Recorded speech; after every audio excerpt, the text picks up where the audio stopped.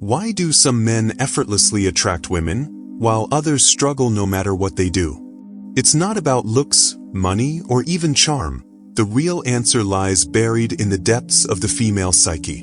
And the surprising truth was uncovered decades ago by one of history's greatest psychologists, Carl Jung. Jung revealed that attraction isn't just about what you say or do, it's about the invisible forces in a woman's unconscious mind. Deep inside, every woman has a hidden blueprint of the masculine ideal, and if you can speak to it, she won't just like you, she'll feel drawn to you on a primal level. Today, we're diving into Jung's most powerful concepts, the Anima and Animus, primal archetypes, and the psychology of true attraction. This isn't pick-up advice or manipulation. This is the hidden truth about what really makes women fall for you. Carl Jung's groundbreaking work in psychology revealed a truth that most men never consider. What really draws a woman to a man isn't his surface-level qualities, but something far deeper, something hidden in the uncharted territory of the unconscious mind. Society tells us that attraction is about physical appearance, status, or wealth, but Jung's research suggests otherwise. The real magnetic pull between two people operates beneath awareness, in the realm of symbols, archetypes, and primal psychological patterns. This is why you'll sometimes see a woman inexplicably drawn to a man who doesn't fit the conventional mold of attractiveness or success, because her unconscious is responding to something beyond logic, something ancient and instinctual. At the core of this phenomenon is Jung's concept of the animus, the unconscious masculine image that lives within every woman's psyche.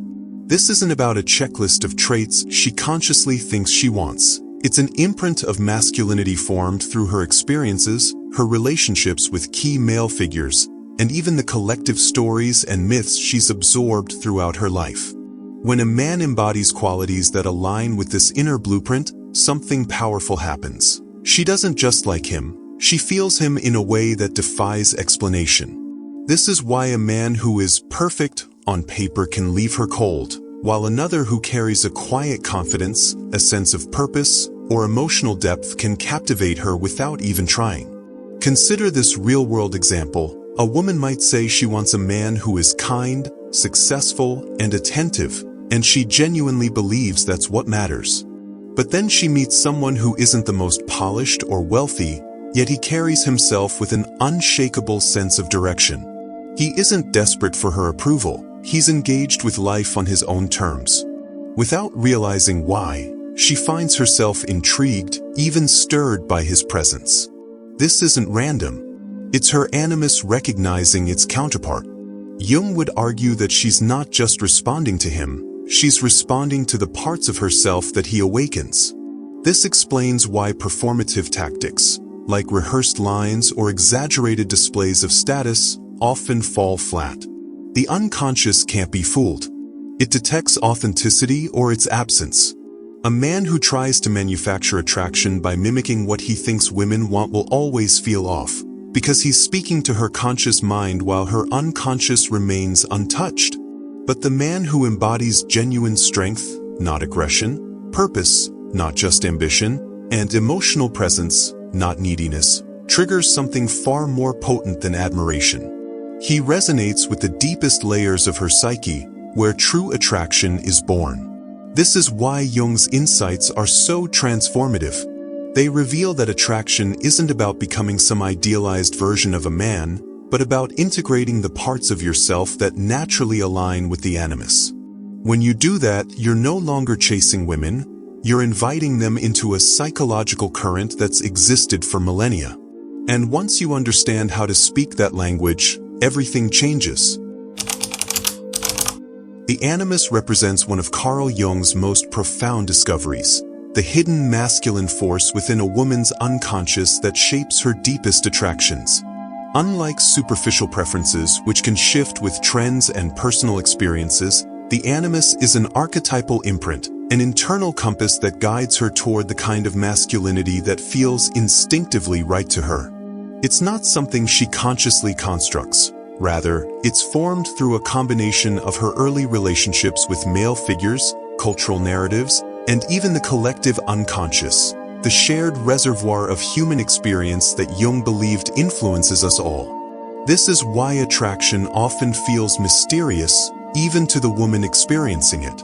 She may not be able to articulate why she's drawn to one man over another, but beneath the surface, her psyche is responding to a force far older and more powerful than logic. This matters because women don't fall in love with men as they are so much as they fall in love with men as they perceive them, and that perception is filtered through the lens of the animus. When a man embodies traits that resonate with this inner image, something alchemical happens. He's no longer just another potential partner. He becomes a living symbol of the qualities her unconscious has been seeking all along. This is why a man who aligns with a woman's animus can inspire feelings of fascination, respect, and even devotion, while those who don't, no matter how outwardly impressive, may leave her indifferent. The animus isn't about perfection, it's about recognition. And when that recognition occurs, the attraction isn't just emotional or physical, it's archetypal. So what are the traits that trigger this response? The first is integrity, but not in the simplistic sense of telling the truth.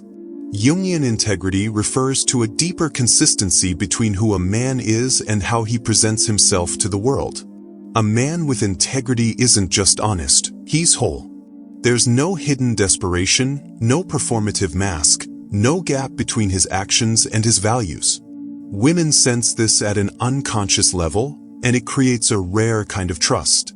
The animus recognizes this as a hallmark of true masculinity, not the rigid, stoic caricature often portrayed in media, but a grounded, unshakable presence that doesn't waver under pressure. This is why men who try to game attraction often fail. The unconscious can't be manipulated. It detects fractures in authenticity, and when it does, the animus withdraws. Then there's purpose, a quality that goes far beyond ambition or career success. A man driven by a mission isn't just attractive because he's accomplished. He's attractive because he's oriented towards something beyond himself. The animus responds to this because it mirrors an ancient truth. Masculine energy, at its core, is about direction and forward motion. A man who lacks purpose, no matter how charming or attentive, will eventually strike the unconscious as incomplete. But a man who moves through the world with quiet determination, who isn't derailed by rejection or distracted by fleeting validation, taps into something primal. He becomes a figure of stability in a woman's psyche, not because he's perfect, but because he's aligned. And that alignment is magnetic.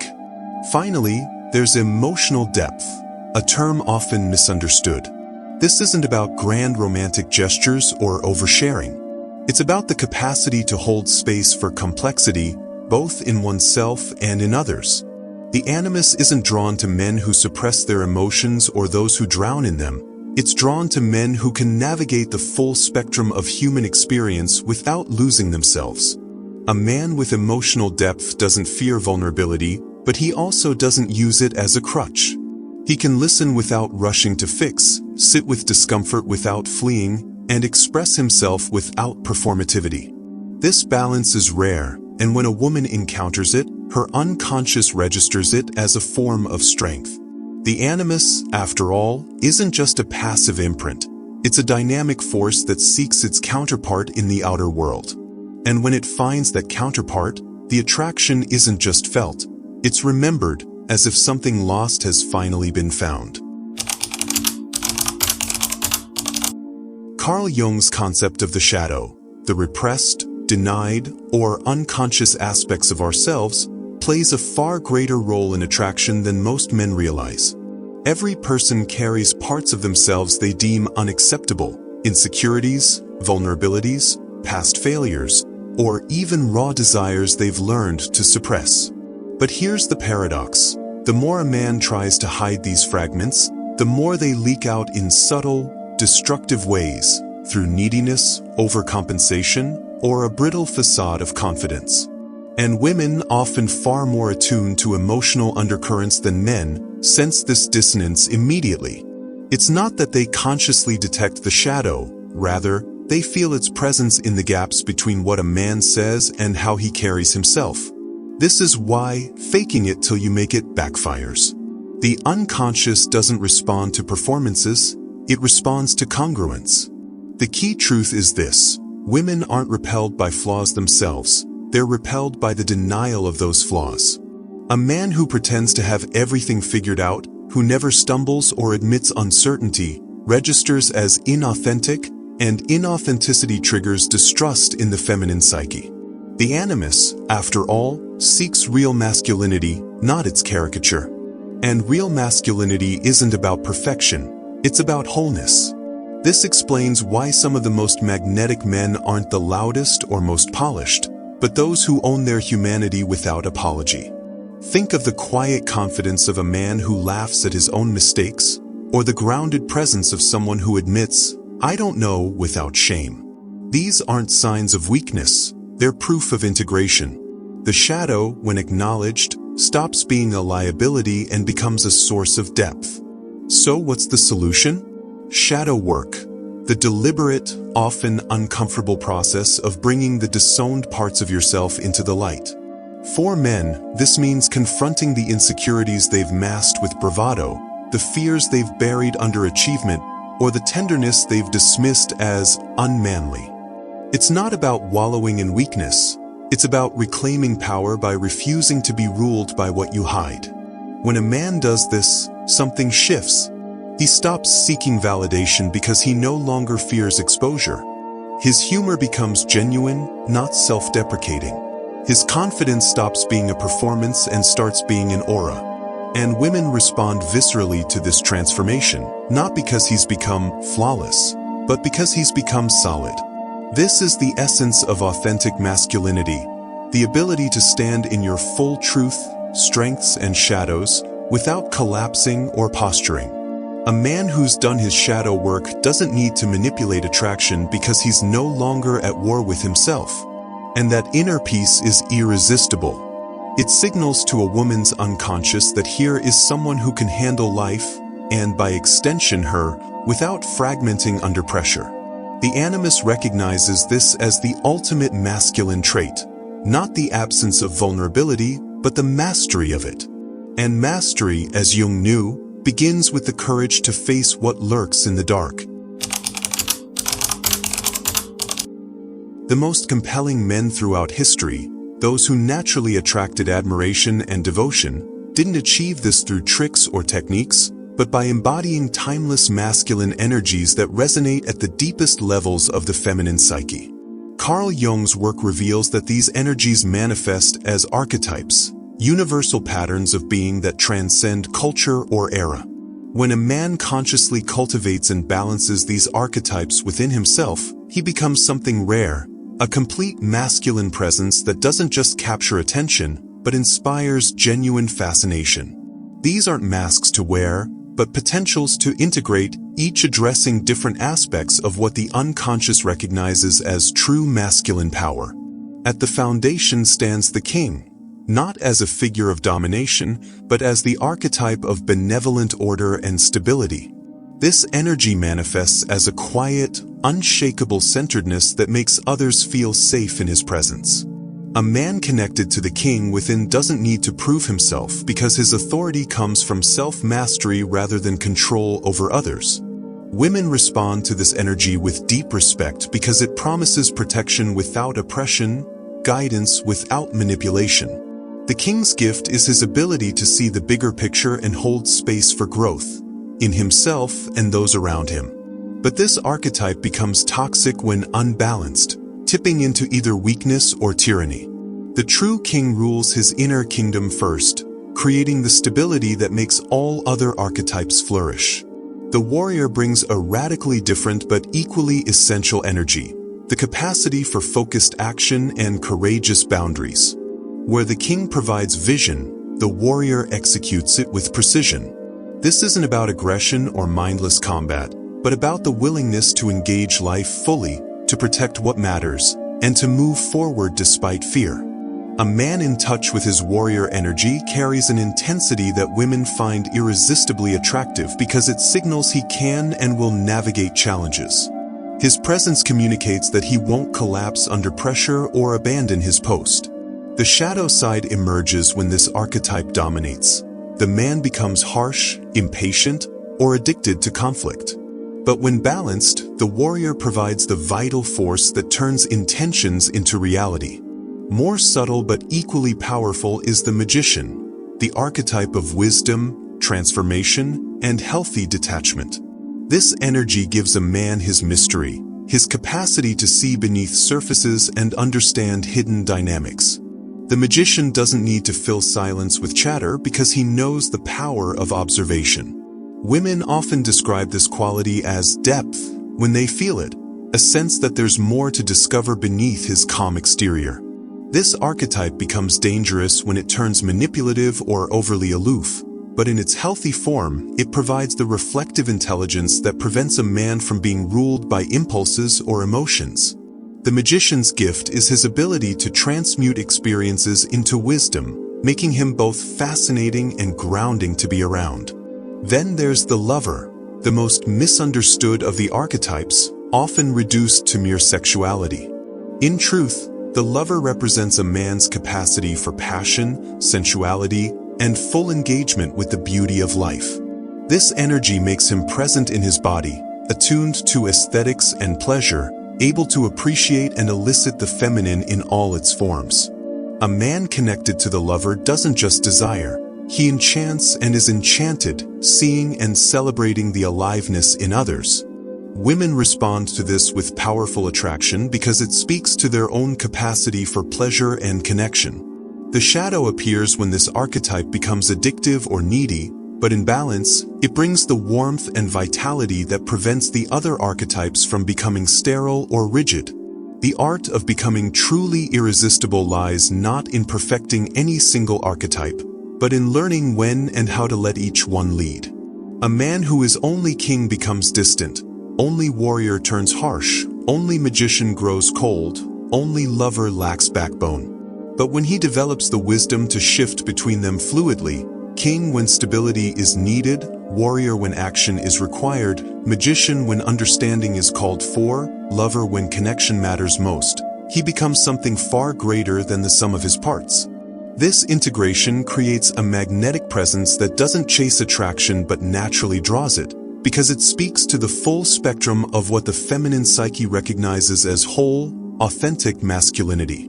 The archetypes aren't roles to play, but energies to master, and in their balance lies the secret to becoming the kind of man women don't just notice, but remember. The fatal error most men make in matters of attraction isn't about saying the wrong words or lacking certain qualities. It's a fundamental misunderstanding of where true magnetism originates. At the heart of this misunderstanding lies the crucial distinction between chasing and being. Men who chase operate from a place of lack, constantly seeking validation through external approval. They mold themselves to what they think women want, monitor every interaction for signs of progress, and essentially outsource their self-worth to another's reactions. This energy, no matter how cleverly disguised, registers immediately in the feminine unconscious as insecurity. Women don't fall for these men not because they're unworthy, but because the very act of chasing contradicts the masculine essence the Animus seeks, a man centered in his own purpose. The tragic irony is that the more a man seeks validation through attraction, the more he repels the very connection he desires. Carl Jung identified this dynamic as projection, the psychological phenomenon where we disown aspects of ourselves and attribute them to others. In romance, this manifests when a man projects his own unmet needs, fantasies, or idealizations onto a woman, effectively turning her into a symbol rather than seeing her as a real person. The pedestal effect is the most common symptom. By worshiping a woman as perfect or extraordinary before truly knowing her, a man reveals not his admiration, but his emptiness. Jung warned that projections always distort reality. They create illusions that inevitably crumble. Women intuitively sense when they're being projected upon, and the Animus rejects this false dynamic because it carries the stench of desperation disguised as devotion. A woman wants to be seen, not sanctified. desired, not deified. The solution lies in what Jung called individuation, the process of becoming whole within oneself before seeking completion through another. A man who has done this work doesn't chase because he's already arrived at his own center. His interactions with women come from abundance rather than lack, curiosity rather than agenda. This creates the paradoxical effect. The less he needs a particular outcome, the more attractive he becomes. Not because he plays games, but because he embodies the self-possession the Animus recognizes as genuine masculinity. He can appreciate a woman without idealizing her, desire her without needing her, and walk away without bitterness if the connection isn't mutual.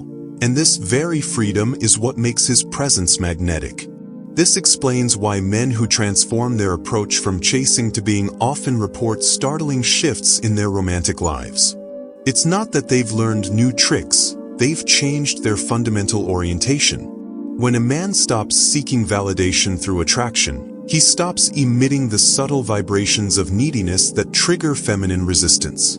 Instead, he radiates the quiet assurance of someone who knows his worth isn't contingent on any single interaction.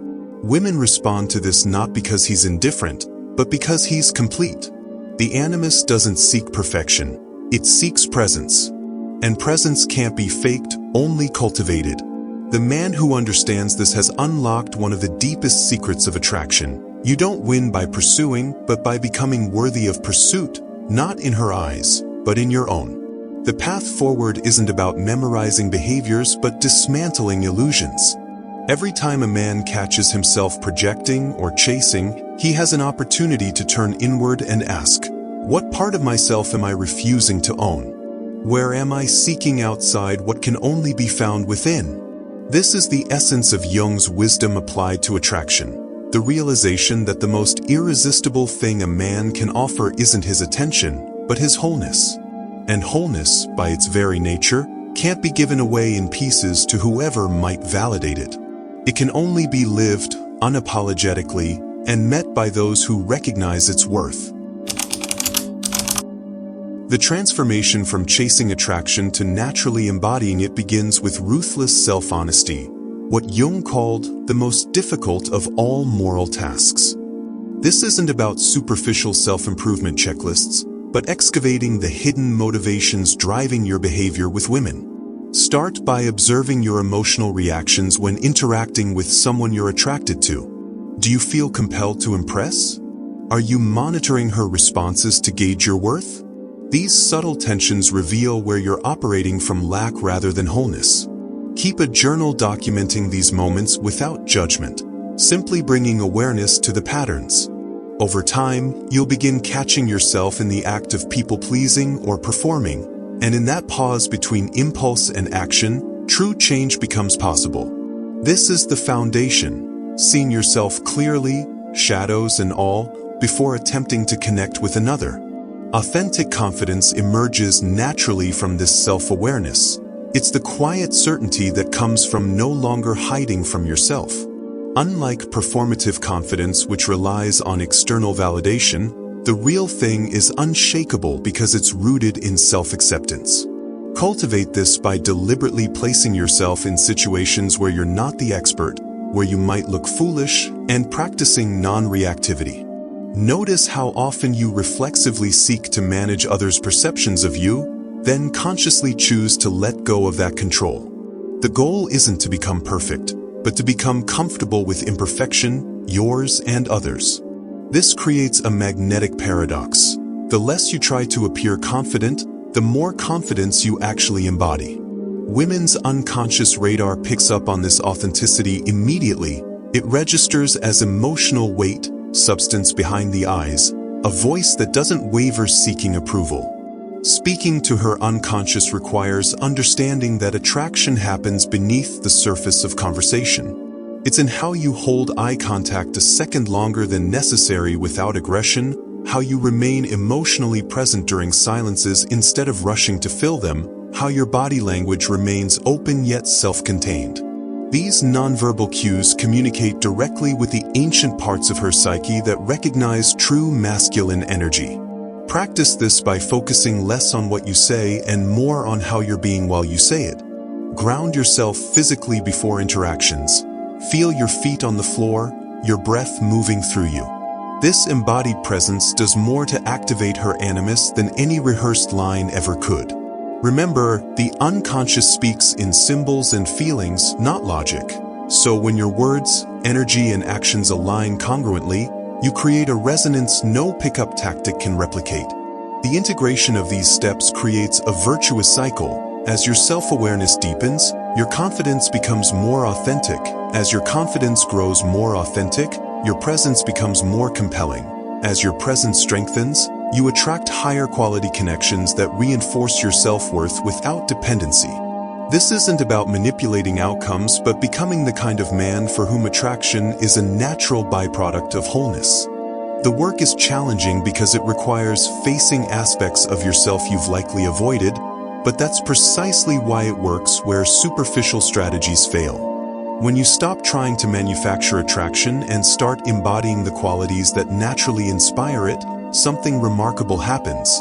You realize the secret was never about getting women to choose you, but about becoming a man worth choosing, first and foremost, to yourself. The timeless truth about attraction, revealed through Carl Jung's work, is that women don't fall for personas, performances, or perfected facades.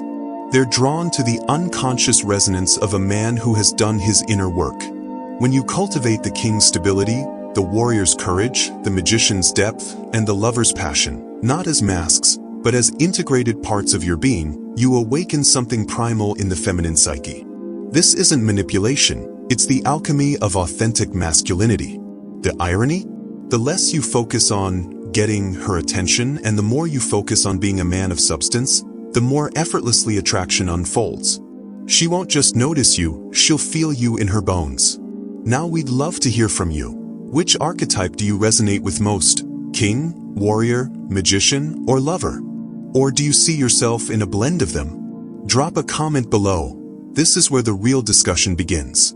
If this video sparked new insights, hit the like button. It helps us create more content that goes beyond surface-level dating advice. Subscribe and turn on notifications if you're ready to dive deeper into psychology, self-mastery, and the hidden forces that shape our relationships. What should we explore next? The shadow side of attraction? How feminine archetypes work? Let us know. Your journey informs ours. Until next time, stop chasing. Start becoming. The rest will follow.